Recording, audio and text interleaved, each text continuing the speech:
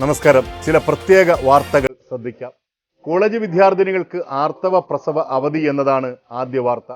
ഉന്നത വിദ്യാഭ്യാസ വകുപ്പിന് കീഴിലുള്ള എല്ലാ സർവകലാശാലകളിലും അഫിലിയേറ്റ് ചെയ്ത കോളേജുകളിലെയും വിദ്യാർത്ഥിനികൾക്കാണ് ആർത്തവ കാലത്ത് അവധി അനുവദിച്ച് ഉത്തരവ് ഇറങ്ങിയിരിക്കുന്നത്.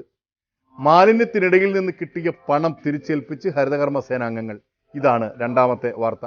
കാസർഗോഡ് മടിക്കൈ 6-ാം വാർഡിലെ ഹരിതകർമ്മ സേനാംഗങ്ങളായ സി സുശീലയും പി വി ഭവാനിയുമാണ് പ്ലാസ്റ്റിക് മാലിന്യം ശേഖരിക്കുന്നതിനിടയിൽ ലഭിച്ച 500,000 രൂപ ഉടമയ്ക്ക് തിരിച്ചു നൽകി മാതൃകയായത്.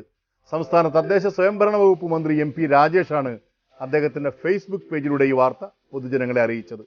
കൊല്ലം ജില്ലയിൽ ക്ഷയരോഗികളുടെ എണ്ണം കുറയുന്നു എന്നതാണ് മറ്റൊരു ആശ്വാസ വാർത്ത.